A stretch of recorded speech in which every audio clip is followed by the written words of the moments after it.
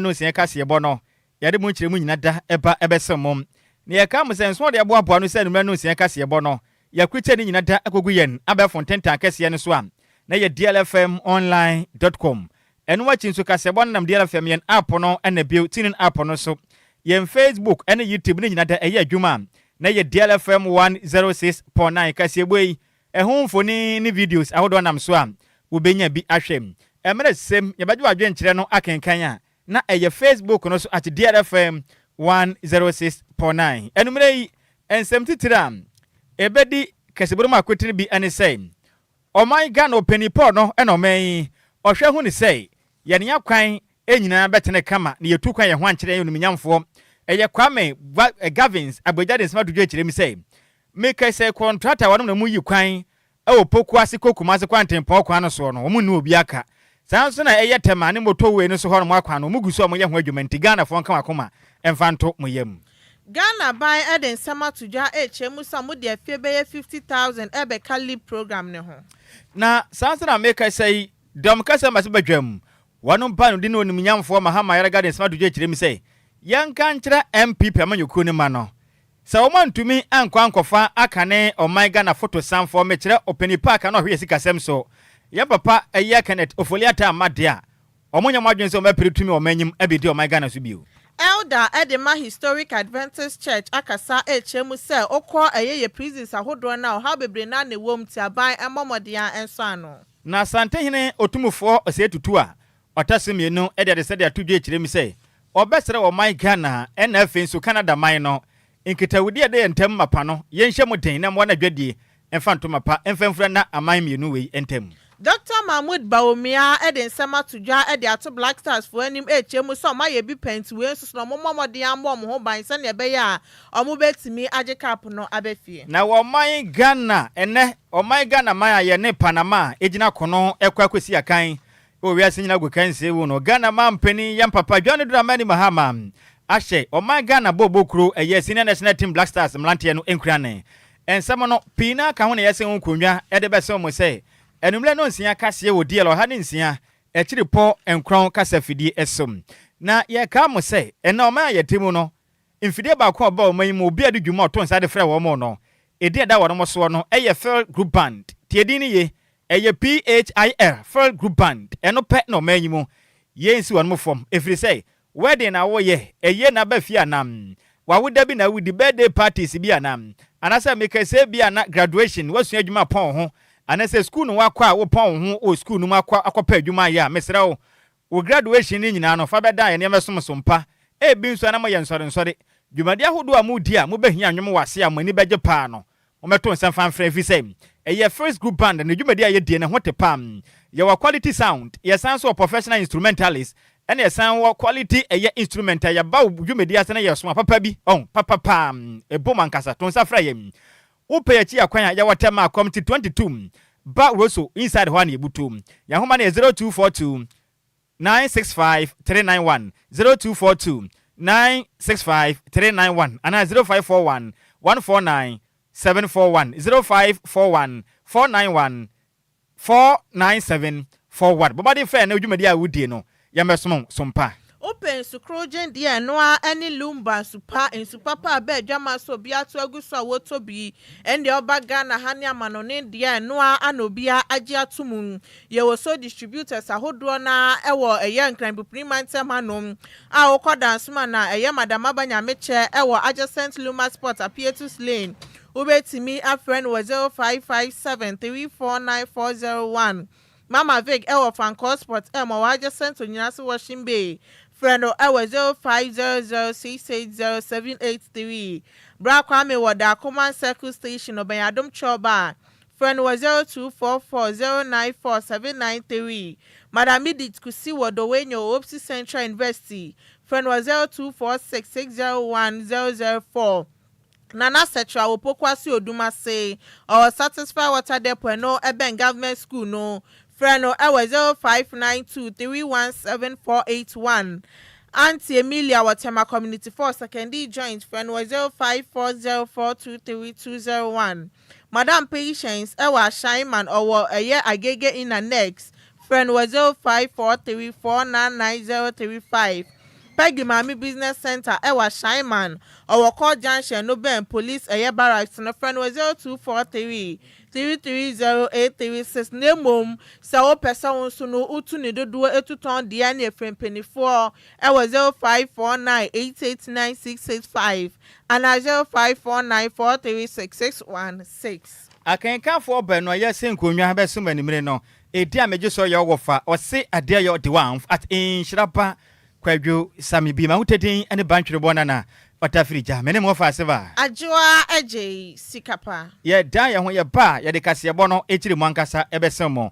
Nansana no, me wa fast rose gold. Now see the Cassia Bono, a ye de bad, dear. Wadama, a banan sympathy, a mamun sem, dear Cassia, but ye hintanina, a honey a poundama, DLFM 106.9, Cassia Bononi, a honey in IAT. DL News.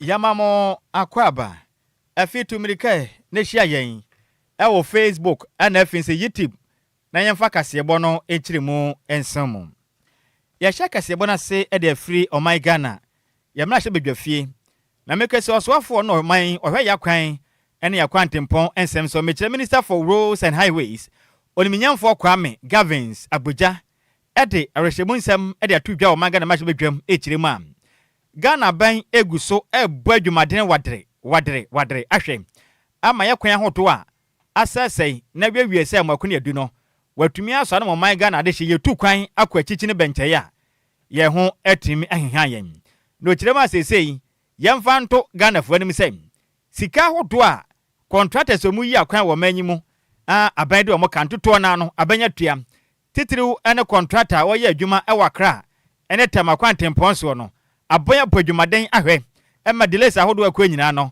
ne nyina isika sensem so abanguso esika ne watua me se bibia guso a ekonka nem na mro nimnyamfo Kwame Gavins Abuja ekasa ma se betwa no emra na onimnyamfo Alexander Afenyo Maken ona yedom kito ma se betwam wono ba no tini ebisa ne sem sei o maga na kwan sa de aye no titiriw efi Accra kabo primantem kokuma se ne kwantempo ne nyo akwantufu okwa chesanya se mukuma ekwanya ganya hwekura no kaye dwane pa na tu wankra ha ekokumase a ene acha ya donhwiri num nanso ne donhwiri beye dumienu dunnum donhwiri aduonu na kwabrane adana tetede ontumi nkokumase ontumi firi kumase mankran ni nyina ya kwambone atutu asese aye owu afidie nti Ghana fo obrepam enti hu sensem no sikasam ene contractors won sem ne tesen no minyamfo Kwame Gavins Agyei chechire mi sei sese amekesei o mampani ya badwumade ahwe mesese no contractors ne de watu amoka enya de aban ede omoka bibia ye kama mikase mpo ba kokura hye ase wo ye adwuma ba kono so aka no aban gusu ne de nkita ho se enkopo ya adwuma otwe basa akokwa no so akoye adwuma bo ase ba ya efiri nkran ekokuma se kwantempo no wo betuma twa ne kama na kwantufo ho atuma ha na wode mo pam wo kirema sesei wo hwe ye free poku ase ekokaswa Central University mpotem ho no ma bepie mo otema moto we no so ne ade no je sei se Ghana fo akwa adwuma pompa no mu kofia ye ne ho hantwo traffic patches obi nkwa no obi aba jezeka na boa peso pass dia wadwumade o DLFM 106.9 so ha dwen descend o kiremi se yamfa nto Ghana fo anim aban gusu bo adwuma wadre pa enche bia sanchi ni wahwe ahodo Ghana fo fam ye kwa adwuma ya pa adwuma kofie hu ntansa ahodo a ye bre no eto betwa kumase kwa nkra kwantempon so enche bia bibia ba ye kama na kwantufo. There are two contractors working on some major exit and entry point to Kumasi that we needed to work with. One of them has started work the beginning of the week. We are encouraging the other one to start work as well. So I know the situation you're talking about. I've been there myself on a number of occasions. With what the respected minority leader talked about, indeed, the same situation is with Accra.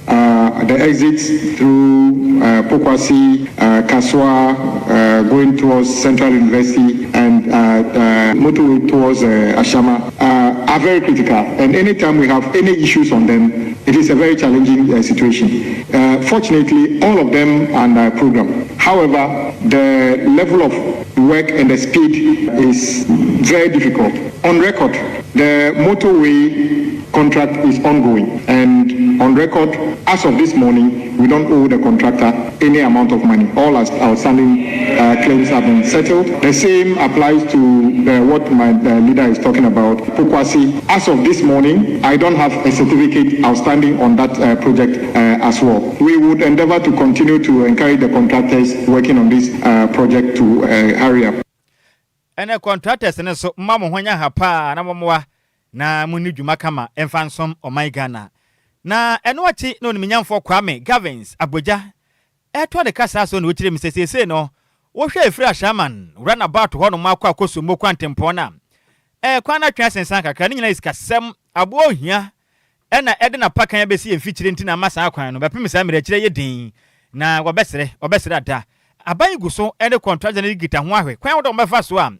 Sikasama akwade se be dwonso abo akokwa ye pɛ ho akira ye hu aye pɛ ye ho aye hu ni asem no.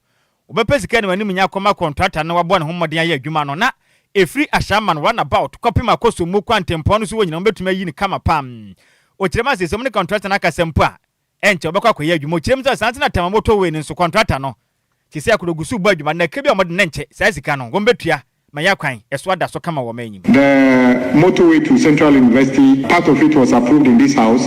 It's stalled because of the debt situation. We are back on site. Hopefully, we are still hoping that end of 2027, those sections should be completed. The same applies to Ashama Runabout towards Akosombo, also approved in this house. Unfortunately, the debt disturbed it. However, that contractor continued to work, though at a slower pace. We are working together with the German government and other partners to ensure that the funding is secured so that the contractor can continue working. So we do appreciate the fact that when you are exiting Accra through those routes currently, especially at weekends, it is not something that anybody, and we are working to make sure that we can address those in the shortest possible time. Thank you very much. And I thank the minority leader for raising this. I think it's a public interest concern. Any awoti ye ayoswa for no hell my Ghana. Yakwan ene akwantempon ensem so oniminyamfo Kwame Gavins Abuja. Yentwa kasiyebone so na livelihood empowerment against poverty omuchanitia efren iseli program non se say na ban chemu ayade omoba betremu ewa bro omo ye omo reassessment exercise achese omo ni bi omo fie enye chese kra aban ana chese ema omo ska kakra omo so no edebe hye adwuma se no omo chemu asese de omo atimi atremu. The head of communications at the Malip, Kosin Akan Basiam, at the Atuja HM say, a yenipa dodo muni be cramp na by an airboa, Sunday Bayer Bemo Muscano so at the BB at the upper a yesika guam botomunon. So with the 50,000 anachese etime at the Aka program no home. As I say, more munya jumediane so emphasis no 350,000 at the Aka 400,000. As I said, Domumu etime atreye pa. Na a head of communications at the community dialogue added to social protection so I no Ministry of Gender, Children and Social Protection anachese organize ye Zugu and Wananton district nim. No chema sari assessment exercise omu ye ompeso omunchese jumedie no mutre musane ebeya nipa dodo na so no ebetimi enya so mfa so sanse bebre na na chese okwa anya ade omu so no ska omu santimi enkoma no anu tene ya ban ana chese eso ma so no sanso ekasa ye echemu se aban no ebo ne homoden se obetimi aye index sleep grant payment eno no ebe kire sika dodo omu timi e transfer se ekobasa ne maboa akosoro omu na omunso na ban ehwe wom no enya de inflation no ebetimi affect wo. My name is Colson Akanbasiam, the head of communication for the LEAP program. The program in recent times has undergone what we call reassessment of the beneficiaries, the basis for which we could add or reduce the numbers. So currently, the program was paying 350,000 households, and through government support and partners, we are now increasing by another 50,000. So currently on roll to kickstart the whole process is 400,000 households nationwide. That is the caseload for the LEAP program now. And over time, the value of the grants has been depreciating, and government through Ministry of Finance has now indexed it against lag inflation, so that every inflationary year we increase it, so that the value will be the same irrespective of the inflationary trends that we have. So that is the guarantees that we have. Eniya utiye eye cousin akan basiamo no ana ye head of communications at the Mali program. Yantoa kasebo no so na yenkwa so anyina o my Ghana. Yemra hye bedwafie na meka sei domeka se o ma hye bedwam wono mpa no tini ye oniminyamfo Mahama Ayarga edensem ede atudwe kirem sei the new patriotic party MPP amanyuku no omosra wono mada eno woni ya akane o my Ghana photo samfo mechira former finance minister yampapa Ken Ofoliata sesi watupia fejan e wo manyima ye penachi kwan biara ye hunu kra inti ombesre MPP amanyuku no Ghana fo hia ompapa mokopapa yimra na wamra sabeya Ghana fo betumi amana bunko ntawo wia ansa na MPP amanyuku ni petumi abedi Ghana so biewa omatumi akobonto aka omahia asem e de akire o my Ghana de hye na ode sanyina de tudwamra o my Ghana mahye ne chesena mo bo ne adi nkuto enkitan ho mahye bedwam na dom ko aba no dini awo mahye bedwam eye afutuma mahye bedwane oniminyamfo Alexander afenyo maken e kasa na wo kire mi sei na mo dom kase no mo hye Ghana fo bebre mo ba pe 24 hour economy ene job 1 2 3 ne ade na nyuma na wo hefa Ghana fo pe nyuma na ye hu akira kwan yo ye pa ye hu ye hu ni asenem enti ya besre NDC amanyokoi bo hye mo hye Ghana fo no enche dodo Ghana fo hu na made enti mo ma ya dwumanye na nsensensen we mu no ena dom kase ma se bedwam wono mpa no tini oniminyamfo Mahama Ayarga kirem sei yanka nkyere MPP amanyokoi ne manyina sei o ma Ghana bra ye bo ni sikasama aya twetan aya pa ye ho ye hu ni asene mu no yemfa ho so wo nyina emfa mo MPP amanyokoi titiriw ene ya kana o ma Ghana photo samfo oniminyamfo Ken Ofoliata free sei Ghana sika twitwiri de ne watam na ode ahya ne to watena sika no so alata mommo ya bode motuom se sika no mfa ma Ghana mfa mo brada ene wa se sika yi ede hwe ono nkuto ne mponafo na busua na Ghana fo hu na manem entiene NDC amanyokoi ne bo mo homade asom Ghana sompa o manu nsopa na oniminyamfo Mahama Ayarga kirem sei se mpo enye MPP amanyokoi ne fade sei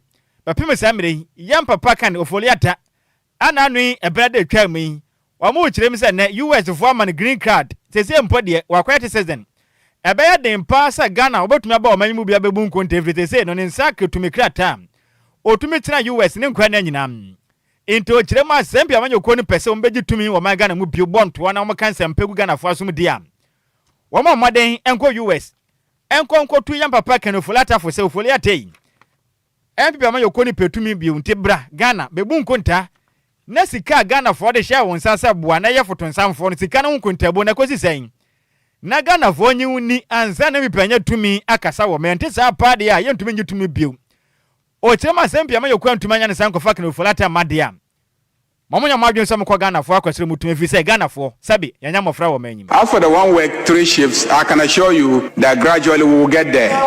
It doesn't happen in one day. It's a process and we will get there. I believe that in the not too distant future, when the economy has been stabilized, if you are able to get the former finance minister Ken Ofoliata to come back to Ghana and account for all that he has taken out of the country. Why? You even promised to bring Ken Ofoliata to this country. You promised us in this chamber that you will bring Ken Ofoliata to Ghana. You promised us. We didn't ask you, but you promised us that you bring Ken Ofoliata. Now we are told that he has obtained permanent residency in the United States. A former finance minister running away from his country. And you sit there and you want to complain about a government that is just 1 year and a half in office, fixing the mess of people like that. If he has nothing to fear, he should man up and come back to this country and come and defend himself. Mr. Speaker, I believe that Ghanaians should demand of the NPP that if they don't produce Ken Ofoliata in this country, they should never come before them asking for power again. Ghanaians must demand of the NPP because you presented him to this parliament as your nominee for a finance minister and we approved him as a nominee for finance minister and gave him our economy to manage and he mismanaged it and ran away and you want to go back to Ghanaians and ask Ghanaians to give you power again so that you will bring another Ken Ofoliata to mismanage the economy and run to Europe. That's what you want to do. And Ghanaians must be asking MPP not to even appear before them to ask for power unless they have brought Ken Ofoliata back to this country. Any obetiane ye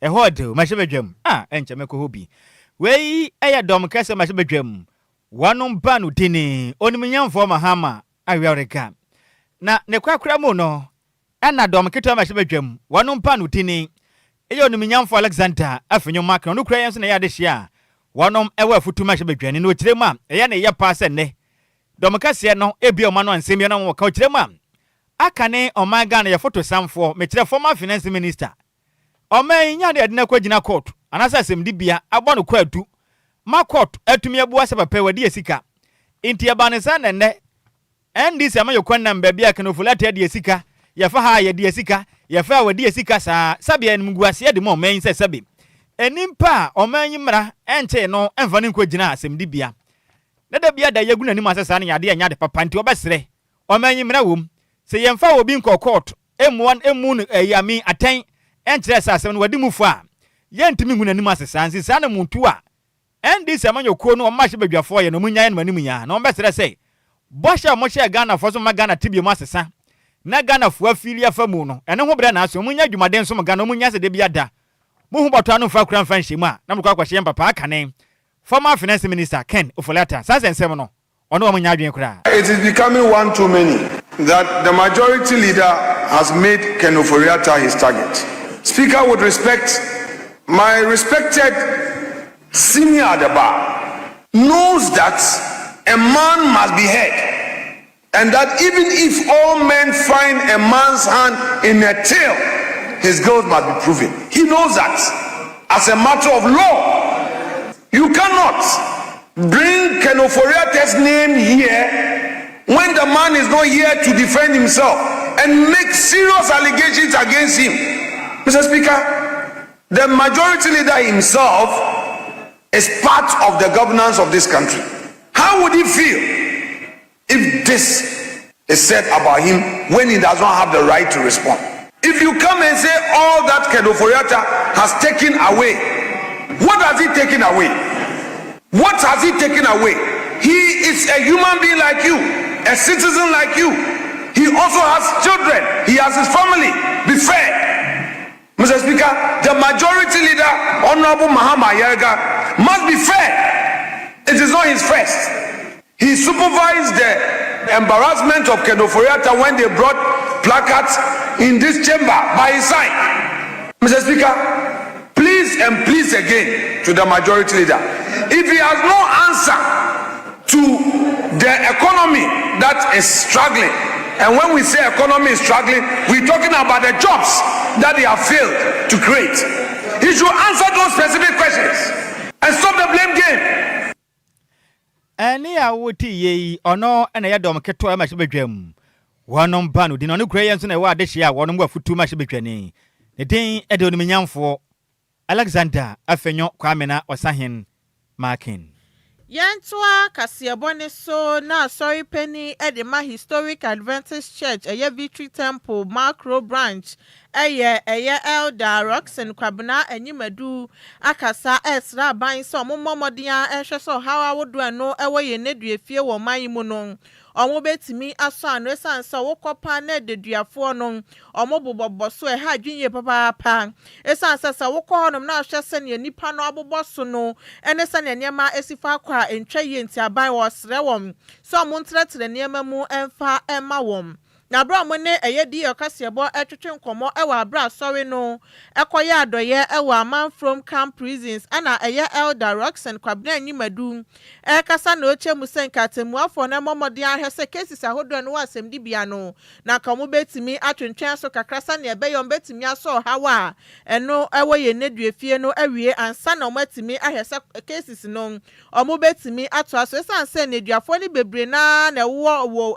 prison so no ma yashe de tadiama wo ma woso nkomutimi kokko sane ebeye ebeka o ma asem no na so hwese ne niema kwana wo senkomutimi atwentwan suntu wo sre wom sa ba enye bibi enfema wo sane niema mu no mbetrete na omusu ye edi etimi ahia wo ma na ka bebu o ma ni ye papa pa na niema hodo a omode koya adoye ni bi eye mo anwa sanso ana chese enuane ahodo ma no anu a animanima ye eneduafo ne so no ebetimi adi ana ochemu so odwom ho enu nti no mo so aba so mo ba be ya adoye sronku we edi ama wo mesrem panimfo se eneduafo mutuo ne mbehwo mu tru be do muta eno masitire mo tore bi ho a be bi muda no ahokyere ho yi nti mesre oman panimfo se ada no mutisi bi nka said the bear, the dear force, so we need party say they are not Ubia and Pie Bonds of the Kunia, a standing crabia, indeed, Ubiko and interest,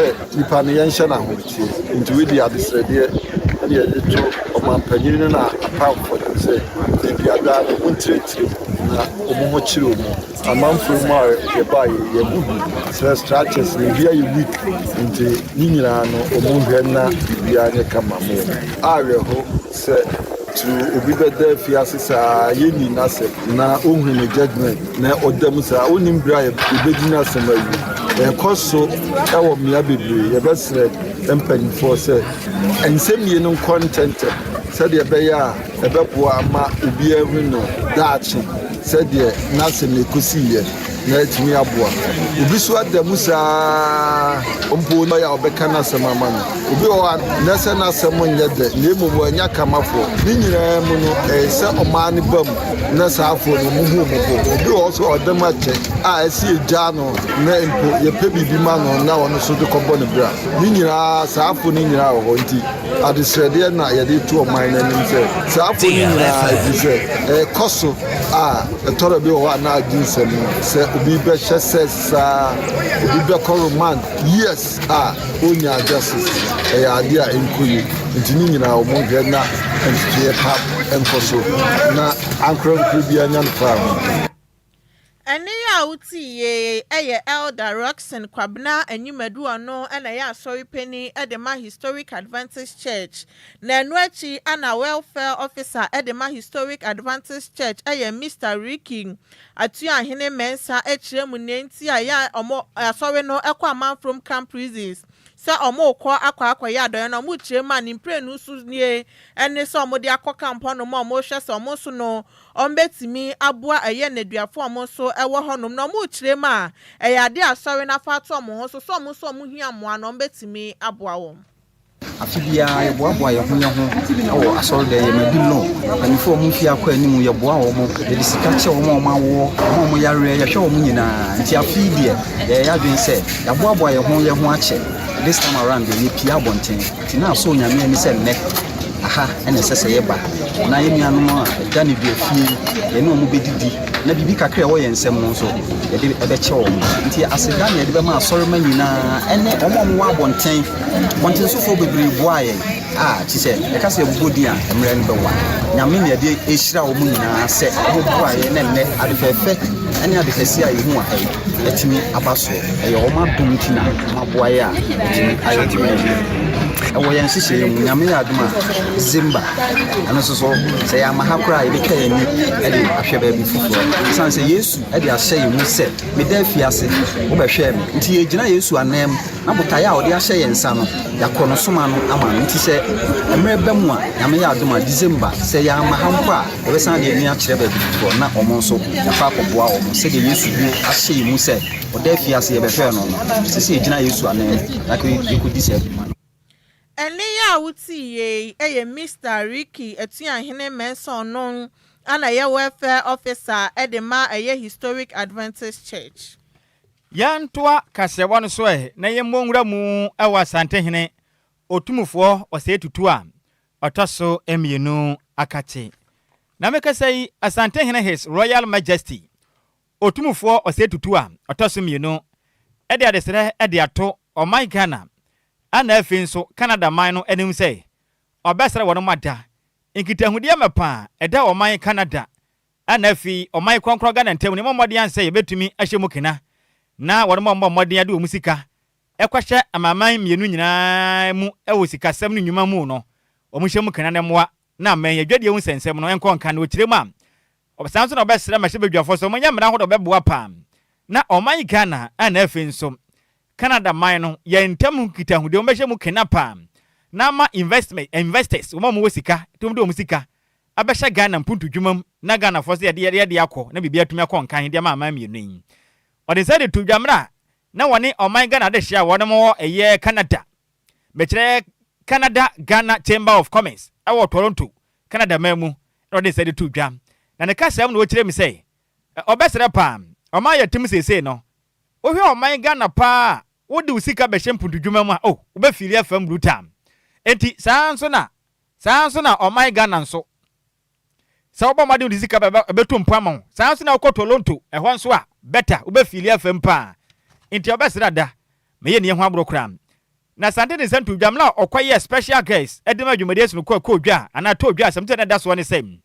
ɛya borderless business business connecting Ghana and Canada through trade investment and partnership na sante ne kyerem sɛ yes ɛnokra pa ɔman Ghana ya wasase tam kama bibia be yeye wo ba be didwa wa ha no maso dwa wa ha mapa ti obesere ye nuanom Toronto Canada man momre na mene be didwa sanso na obesere Ghana man ye nso kakra hwe wata so na betumi akọ Canada bo ho bode ko bia adwuma na foforo nya binyem o kire ma sesei wo ba asante amemre mu a enya hini enkora mu die o mba mode ye adwumaden ehwe sei anya hwekura no wonom be ma oman Ghana de hye nso betumi afili afam na Ghana ni nso enya kasamafo a omanye ho ba ha yen enye sa hinsem si no na hinsem kwa da bi edu ba bi asante ne ye na fam de aboa kasapa eni nyuma pa a wo bie na Ghana fo nso afiri afam ti ni nyina ya nyuma pa akoto a o ye de aboa mani sente no Ghana fo ene Canada yenye ye ho na nkitenwude ma pa na dwade ensensem ko kan ba ne sa amamienu wei ye be firi afam bruta. For the gracious invitation and for choosing a theme that speaks directly to the demands of our time. Borderless business, connecting Ghana and Canada through trade, investment, and partnerships. Today, I ask Ghana and Canada to look at each other with fresh eyes. Let Canada see Ghana not merely as a market, but as a strategic partner. Let Ghana see Canada not merely as a destination, but as a collaborator. Let the diaspora see itself not merely as people who left home, but as people called to connect what Ghana and Canada must build now. In Asante we say, one head does not constitute a council. No nation develops alone. No business expands alone. No generation succeeds alone. Partnership is the architecture of progress. The Ghanaian diaspora in Canada is one of the strongest bridges between our two countries. You carry Ghana in your hearts and Canada in your daily experience. You understand our culture, our aspirations, our challenges and our opportunities. You also understand Canadian systems, standards, institutions and markets. This places you in a unique position. The diaspora must now move beyond emotional attachment to strategic engagement. Remittances are important, but they are not enough. We need diaspora investment funds, mentorship networks, professional exchanges, venture capital, technology transfer, export partnerships and structured business platforms. Let the Ghanaian professional in Toronto mentor a young entrepreneur in Kumasi. Let the Ghanaian engineer in Calgary partner with a technical institute in Ghana. Let the Ghanaian health professional in Ontario support health innovation at home. And let the Ghanaian investor in Canada seriously consider agribusiness, house, education, digital services and manufacturing in Ghana. The diaspora must become an economic bridge, not only a sentimental bridge. Ani ya woti ye aya santehene otumufo osetutua ataso emienu nenu mo nsem hwehwam ena numre yede asumui yenyina weso na ye na ye homra ye pa ye bato akase bo no so awa agudiem ensensem efise ne oman Ghana ana afei me nwa fa asefo a wono mo Panama eje monya nantuo ene omasa afata omunu agukansi ndi oma behye Ghana ema Ghana fo ani abrebruta na sade ye ni asi bia bre no bebe bia susande bodo ho befa wonsem ni yeni kan ko Facebook no titew enkeka dwenche ne bi ni yamra ne monwura mu ewa agudie mu ensensem fi sensem no emu ode se anomanam na comfort mati di aba no wose omayadwo no wofa Nhyiraba Kwadwo Sammy bi ene Adjoa Agyei Sikapa in fact ye som Ghana sumpa o ye sompa nani age pa na numre no Yamana filia macheso no waye se homodwe. Yeze. Waye lelu hudi onye ne hokra. Ah, kasebu ne mu odesa no. Ah, wode aba. Me ofase boko de. Yo, medase. Na sanso na me ofase fo ne bi de aba na Richard ahwede aba na so me adwo Nhyiraba Kwadwo Sammy B ne Adjoa Agyei Sikapa. Mo boy dwumade so me Ghana pa. Nyame nhyira me wate. Ohwe life a na ye DJ Ghana mfidie ni so. Bachelor station DLFM next. Kasebonye onapo bam. Ede ade ka sai na ode aka ho ede aba. Na Sandra beka de aba na wo say. Omanyadwo na wo fa Nhyiraba Kwadwo Sammy B ene Adjoa Agyei Sikapa. Ohwe life ede free time free zone. Na in fact dia kasebonye onapo ne mu de pa Lumba nsupa de papa kro dem so no kokra. Na ochia ma me odobro ni papa bi ahofadua. Nenima badaje deja. Ah. Ede ade asuko hima ochia na numri. Eno nso wode aka ho de aba wofa me gime mmera ma bɔ me mirim kakra ede akyere mo na me hwa se me wofa asefo ayi no me nsa beka ho hiampa nene Ghana asembesi manyim asembesi manyim me nim se yedan ya ankasa de nche de na agya hwan na betotwa de kane de obesu de nani baje nso de yedan ya ni je beba so ye ne ni baje de ye be firi afam. Aha, yasim kuma ngofa sika de. Sika de asra. Ana na washa asiri. Ali abachi na bi mani swati omonwan. Sa. Ah, o hefia ha ni pado do se na mani so betumi atu omonwan. I think say ye na because say ye na ye na yellow egufia no mo. Yellow is dey for corner. Ni swati yo. Yellow is dey for corner. Say o se ni okobo number 5. O say Belinda. O se ni okobo number 5. Hey. Sugar. We na nentu a. Sugar cut fly. We be na nentu a. Odi age na Jesse no. Mpenisi asre wa motam kase etu no hwe. Straight expression. Yee! Unze mpenisi asre wa hwe motam kase etu no hwe. Na we be na Jesse na hye no atu se. Aka krem na yakaba ne street. Kompitela be bisa le se. Urade yankopo. We na ya size be. Lasa be kumini pawo. Urade. Ama mene wasana yade ba semni na we blaster se bo ba kope na Belinda blaster ho panda ma kopa wa kwaji to gas pa me wa fa si ye na me fa nche de kura me si me hu na wi na me si bele dia blaster ba kope Jesse kutu dia obi kura se maternity senu wa she try Ghana for yaba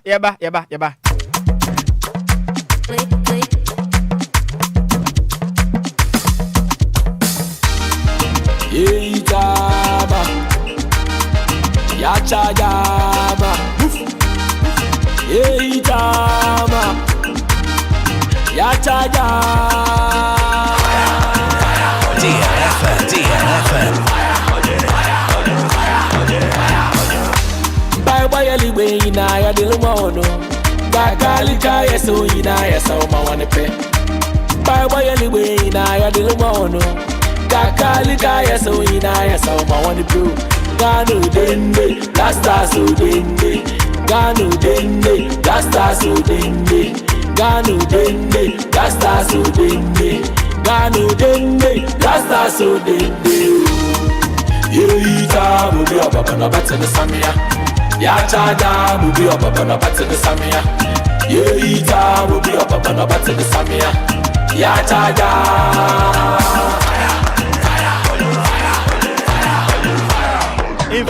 In fact ya hit you mubi obaba na batene samia sika sanwo wote ase Kofi Kinata nyomo no. O hye nyomo no hye ase ese. O se ye hit ya. Da bi titi.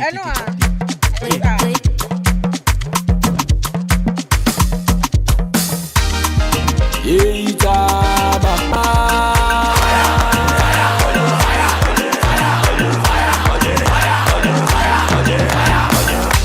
Bye bye liwe ina ya dilmono. Gagalika yeso ina yesa uma wanepe. Bye bye liwe ina ya dilmono. Gagalika yeso ina yesa uma wanepe. Gano dende, lasta so dende. Gano dende. Sika odende ni chire sen. Say wa obi etukwa ya waba na o koye na tu no. Like yeah, welcome. Yeah, like akwaba. That is the right word I'm hearing. Yeah. Odende. Yeah. Wako baby a waba no wa feel. Enti yemo akwaba. Oh, enka ne be kan say. Enkran. Ubake. Papa no. Na santimam se kan say. Akwaba. Infante no so odende. Welcome you. Yeah. Na Ghana way. The entire ya ni abiri nyina ne say. Oh my Ghana. We are seeing na gukanzie no. Ya kan say FIFA World Cup no. Afi oman ye ginem. Na ne nyina ne say. Oh my Ghana ye wo group say wrong. Ye ginem den. Na ene amaya hodo miensa ne ka ho an no mkosi akan. Na FIFA befa mu mienu pe a wo mbedi kan adi nkan e wo group nim.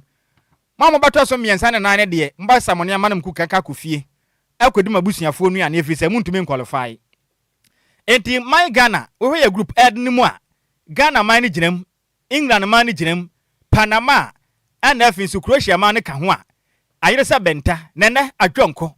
Ni nane so my Ghana agukansi edi kan ye na ya ye di kan ya hyase e wo jese ne me wo faase for Canada memo madi na pate visa wantimi anko bie no Toronto ho ba huru sa ade no enti Ghana man eni Panama ekwakosia kan nsem we mu no Ghana man pani yam papa John Dramani Mahama wasi from Dutam wa twira nkata tente aba bonten se yanken kan na Ghana mrante ne ntiase se osram ado ni mesema ya homwa mapa am betumi ne ene opening match no matumi atwidi afa me wa faase for Panama for no se fi som World Cup no makotu pe Ghana ya konnum konsia so ya ade ya ade pa nti ye mbobra no kwa animum Ghana man penny nkrata de ba bonten ne kirem se aban ya krato na one Ghana de hye beboro mpempem ya de ne kotu ya wisie ene ya hoode ne yampa bo nyina tai ya mrante de Ghana National Senior Team Black Star Team nachi se monkwaji kuruwa na mra na nade ya mo hya se Panama muntwi form tete o mokra ne akua nim kra o man penny kirem se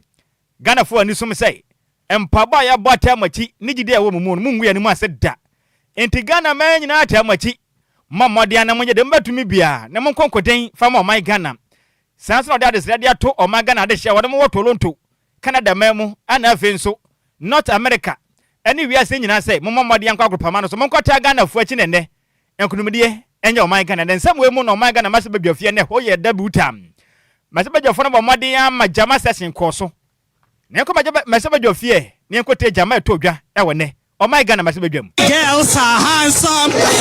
If you want to go to Boston, come to Foya and show your love. If you want to go to Boston, come to Foya and show your love. Hallelujah, the boys are beautiful. Forevermore. Okay. Go to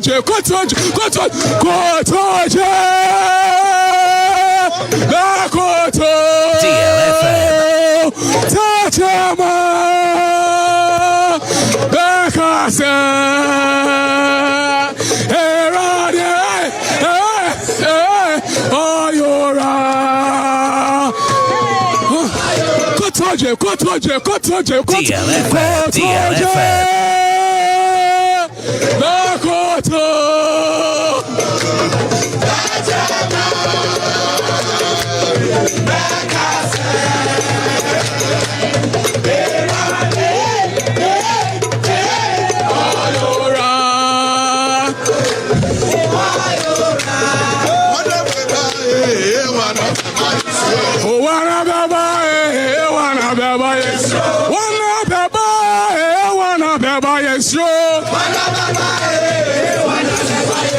Panama beba, England beba, Croatia beba, France beba, Portugal beba, Brazil beba, wanna beba yes yo.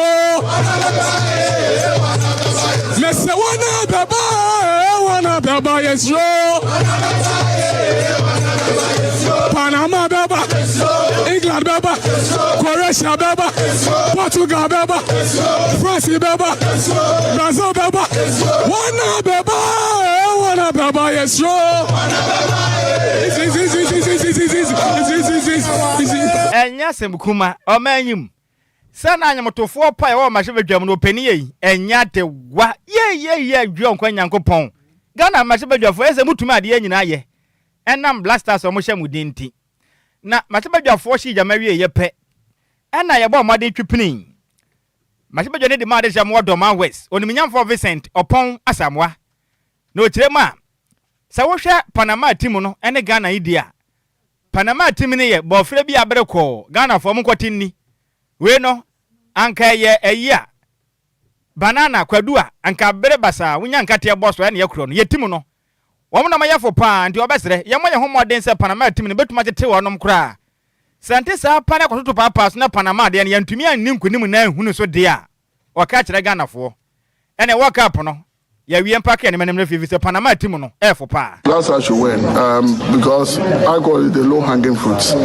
It's Panama. If we're unable to win, it will be very difficult for us to make any progress. And I believe that we have individually, we have the players. Unfortunately, we've not played as a team. But looking at what we saw in Cardiff, the last training match that we played, I believe that we can use Panama as another training match. But at least winning some points, and then our third match, we will be improving as we move on. Well, I believe that on camp, if you I have not been there, but looking at the picture that we are seeing, the players were very well motivated and they are so determined to do something for themselves and the country. So all that the message I would like to say to them is that they should not play for themselves alone. They should be thinking about Ghana and then their image. At least we have very top-notch stars, Samuel and some few others that are made Iñaki. Played very well in Spain. He has not done very well when it comes to the Blasters. Only urge the players to play as a team. They should help each other. At times, he's not getting the necessary balls. Ani a woti ye ono na waya mahwebadwane etema adesha wona Doma West. Oniminyamfo Vincent Opon Asamwa. Na eno wa kina mahwebadwane de ma adesha wona wa Sante Achem Central. Oniminyamfo Kwame Enyimadu Entwi akase kirem sei nani ajepa se ne o my Ghana gina kono na o manu nyina de pa free sei o ma ya tim amanyosam kutu akate ye ne MPP NDC na Ghana fo bresa ni senti eya agudie mu nsensem pe ene ka Ghana man pom ni senti o hwe ane mu sei se de Ghana fo aye krado ne nyina yeta ye senior national team na chire ne momu ni ehwamo onim se de etie bia no enka se ne match ne kwawe ye pe na Ghana fo anima ye sede wo manyi. We are depending on them. Everything in Ghana is politicized, and the only thing that puts us together is sports, especially soccer. And this is the time that all of us are united behind the team.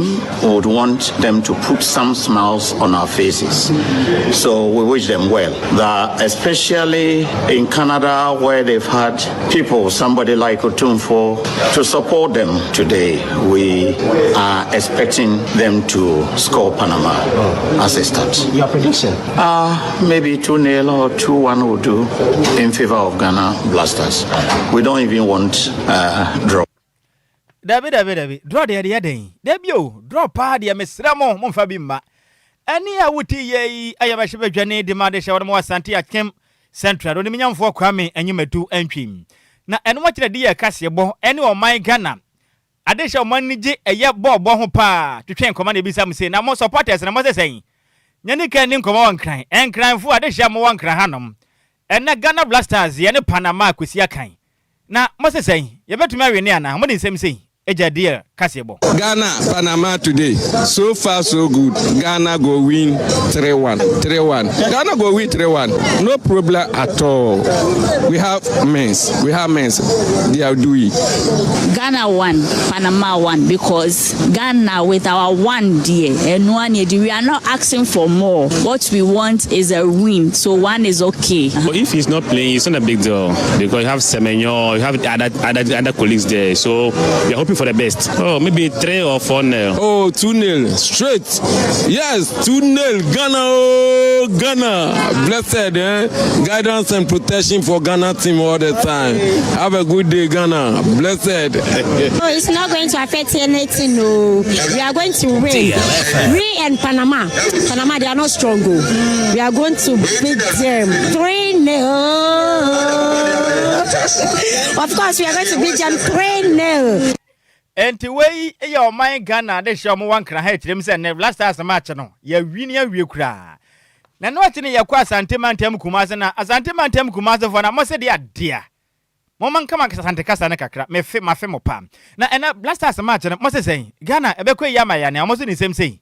I am expecting that Ghana is going to beat Panama by 3-0. Even though right now, currently, we don't have strong team as we used to have in Samoa Jans and then Stephen Appiah's their era, but surely we are still going to beat them. Because if we don't win this match, then there is no hope for the next coming matches. Well, I'm expecting nothing but the best. I'm praying that the Black Stars will sell tonight after winning 2-0. Yeah, I'm expecting 2 goals from the Black Stars. We'll reach them the best. We encourage them to give them the maximum best. Ghanaians are behind them. They should do their best, and at the end of the day, we should celebrate together. Ghana, you need that almost. As I say, so almost shy. Ne Ghana ni aje. Basa no ayi ni NDC, ni MPP. NDC ni MPP for almost akuma. Vice President Koho. There's a minor kuma da almost. Do omonyi do omo. E dem pai boni nyame da ta omochi. E na kura the whole day me di me ya kwanchine ama womo. Nti omonyi do omo. Je ni da so. Oh, go no there. The here na see any 3 points. One 3 points number. No Kobe Tria. There's a Hontoswaba. They say there you, Jordan, you. Said there, when you saw near the day. Often I want in Nguso. Go no bar one share. Samuel also said your bow city noir or Brofragina Tumuno. Once when yes, Enti Echredin. Where your my Ghana this year one was sentimental and which him said last us. Yane Panama no. Said ye Tibian Kunimidi. Yet the enemy said doctor. Alhaji Mahmoud Bawumianso aprone minim sika ya mara wo hono wakasa na enka ne mampani abedi echi ono aso na Frankatuni de ma MPP amanyo conductor Mahmoud Bawumianso akasa echemu sa Ghana fo yenim dada yenim de mbetimi aye Panama fo de omo ye nkwala akra amayen enu nti Ghana fo we shimo the best monkwana monkwahye wom na chese baby ayedu no afi ne ye hyase akọ World Cup nim nti no monkwahye Panama fo na chese yensu yentimi enim kunim enko yenim tin sem say anodi tuja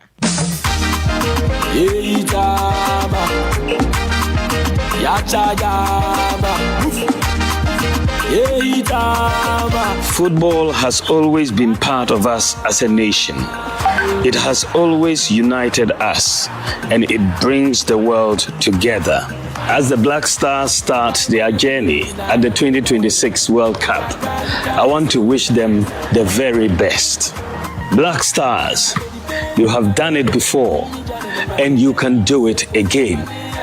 The nation is behind you, and I am behind you. Go for gold. Go Black Stars, go.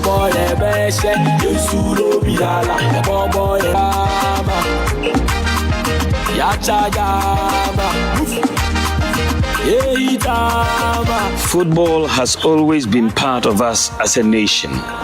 It has always united us, and it brings the world together. As the Black Stars start their journey at the 2026 World Cup, I want to wish them the very best. Black Stars, you have done it before, and you can do it again. The nation is behind you, and I am behind you. Go for gold. Go Black Stars, go.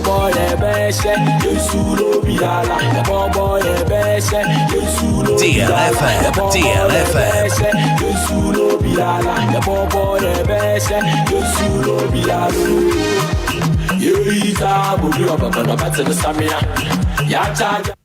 Enonti Dr. Mahmoud Bawumia ana wote ninkan ono ana ye mampani dada bedi eche sanso na Frankatuni edema MPP amanyoko na de march no chese fully active send medical car ye ya crowd rough na kasebon ye DC na me wafa ase comfort to my TD abana was saying.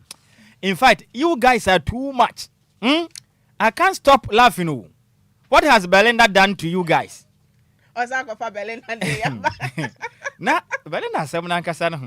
Na ya mwa wo say em na mbeto no wo reception ho na me hu na me say oye ho ana say ya djuma yefo mu ba ko because hey sugar so the moment me eba ni say pe na me date o mo de wo me kura me wura fie o me eba ni say ara me nka me date kura what do you say me fie dem pa cho ma me ko wo me ko fa no chi yes ani je ne ba bebre ntino me date kura amfa eti me what do you say me fie dem pa cho ma me ko wo me ko fa no chi yes ani je ne ba bebre ntino me date kura amfa eti me rampa ni mfo no na ba bi edura na che say what be free to na die so eka so Belinda yes say ya na me date kura me nkai na ade ba ko ne say University of Ghana uzo muni made pa enti we say obi ka say bia good better best na ne bad nso ye be ka ne say na bad me wa vazina o say you know dey total tallest bad baddest total tallest bad baddest come again baddest go school Legon boka and how's bad here then baddest baddest more bad most bad really you wanna see more bad most bad like I said most need to be somebody say pet akraba to baka tira say ye ade yi akraba to woni yi me wafa se bi be mo say dai anti me wo me hu nyina say me da ho say ene me da wo betimi ne me da baby me sisu yo me say di bio wa nya tie ma ya de you rade na esika wunyina adwuma be na be me see so no na mti he yo manyi dada sa wanyina wi sa bia ka wunyini kakra ka ho a na wunyini nyina ni me ko parliament o ko pension adwuma be na be me ko parliament ngografo ne mro ne gu parliament no wafa si a kire adwuma da chi bia wunyina obe yenyene mfa nso Agom, what do you want to become in? Agom, what do you want to become in future? The next of king. Next of king. Agom, what do you want to become in future? The next of king. Next of king. One ya Agyei. Menene ya Agyei. Say papa was can kwandi ene menene ya Agyei. Ye rade ya go boma we mo. Ska ofie kwandi why not? Also be next of king. Hey. Sika enti yemfa ne sei na yemfa we enye mogo ne enso so ye bra so sa agopa mastofo ne ba na mo the sports I think say England versus Croatia aha eno se ye group L Ghana ye group no mu ebia na mo won nti match ne hu hia pa na minimo se ba se wo mpona ya de na ye pe wo ho akwa bi di akwasa na ya de obepene ebia kidney failure yemfa wo wo boyfriend anasa wo girlfriend emu bia opening bo ame why ofa kwa me bo ame okay it depend no said your tie bia no obepene ma wo de wo kidney aboa na na hey mempena obeja mi o entu ade na nyi chechiri wonye yo atiefo tie sika peso one de se ne mpona na wo hwe ne se sen kura na mankasa na wo se dey me senti na me di gaga se depend e depend sen yeah nipa de ye yempen chirichiri mu na sisa wo chine na wo ka sema ni entu ze won ka sa but is obeya na wonye obetu akoma no anasa wo kidney enka sema da bi ya sem bisa enye sa wo na wonye mimi say ebeya den se metu me kidney se me de kwa akoma me girlfriends ye mfensi ne de mimi ntu ba me nimu betu it should depend mimi de depends ni mintu me kidney koma me girlfriend say ye mfansa ne yade mintu situation na enye situation da bi obetu ana wontu enye situation bi untu better eno ano no untu me wafa say obetu dia na untu say ogi oyare na see you kidney never survive we she gon die bro she gon die nigga nah say ogi oyare na see you kidney never survive we she gon die bro she gon die nigga nah I'm too young she gon die too young now kana data tie go fi kana okotuni kidney say o de komo obi say ne girlfriend e de adia what's it ayiri poetin na girlfriend o say ayiri mpo be ya din so obetu na ko na ni kidney na empona e de adia na yes say na man bi o mo pampam tale na mo kwa so do muntu ya ka no mo de so toma na kwa so yo yes enye o sa wonu sa ntoma na tade na ehye wo no muntu ya ka nwie ya emfa nkwa so de nkoda nyame ase enye Bɛyɛ hwɛ sɛ yɛ no kura mpana. Obi pamatade ma ho na wunti aka nwie ya nhyɛ masɔre. Ka ba wunti aka ya nhyɛ masɔre. Wo de ebegyina ha to nwom. Ada kama. Say she am here sister praise the Lord. So I am praise the Lord. Hey bida. Minye bida. Na na sim choice no bi be pamade no twa Canada ama no. De ye nyina yi blaster ho mogo na o. Ye pese Ghana fo ani givi se ne ye gina kono na ewie nso sika to nwum bi o aka kire mo. Oh. Sika kwato nwom na se de o mabɔ na baso ne nie. Anka mesumene wai. Sameto no nwum. Midini wa dance pa. Ya chramai.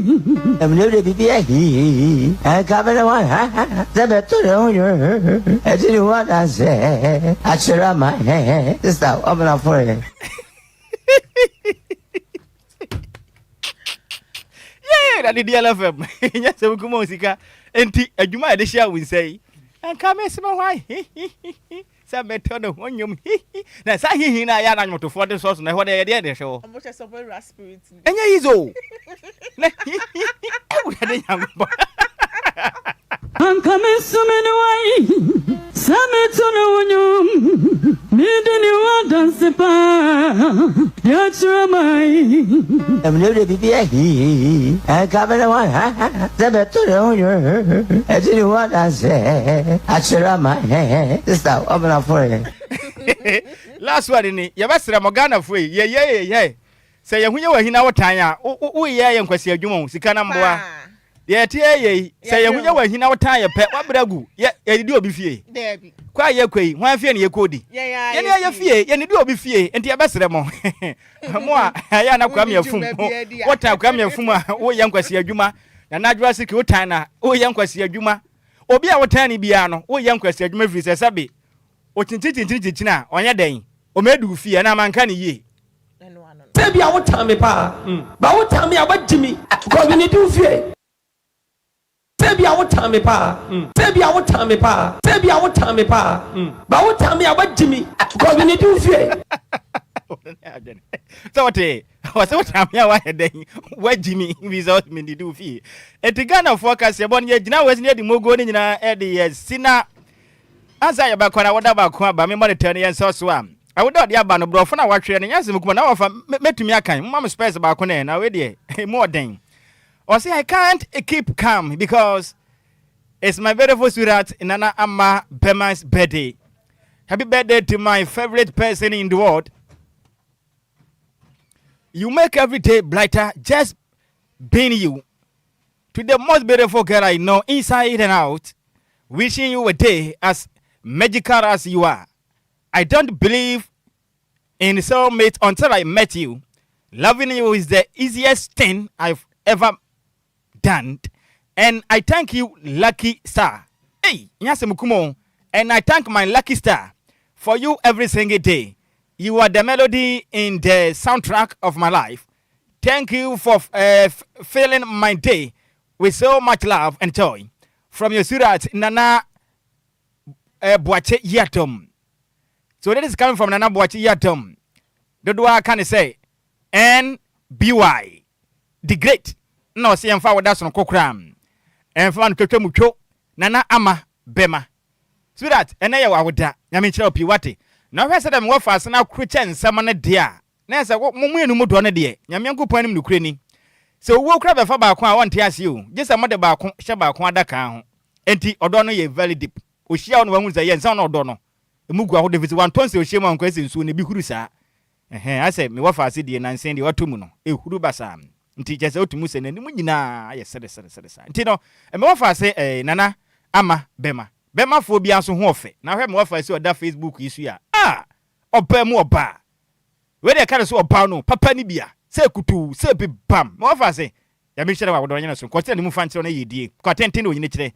Ena me ame wafa ase Boachi Yatom Nana Boachi Yatom odema wo dodo abona ma ne se NBY the great no se yemfa wo dai yemfa emam kase ebo no ye twa ne mini se ten emu se mufo ne ye miss mebel entry se mu ma yen champion tailor ene oya gentle operation one me wafa ase makese ena bo adwuma e de ekopiem wo Facebook ena yitima kase ebo no wonya bi ehwe sanse me wafa ase marker ebo adwuma ni nyina kwam ya fum and if mo fa se Kenneth ema ya mola support fie ha no makenka fo ye 2 pe benu edi ameje so ya wo for side ya de one fat Nhyiraba Kwadwo Sammy bi me mo fa se ba Adjoa Agyei Sikapa na DJ Ziggy echinchim kese free from ado so me say technical producer yes also a de obetie ni DL Power Sports emu ade ejawo dead Entrimlante ne ba the match between England and Croatia live commentary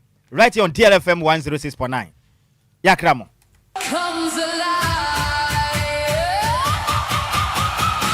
Hey, it's World Cup time. Energy blazing, fancy line. DL Power Sports is bringing you the ultimate World Cup commentary live on DL.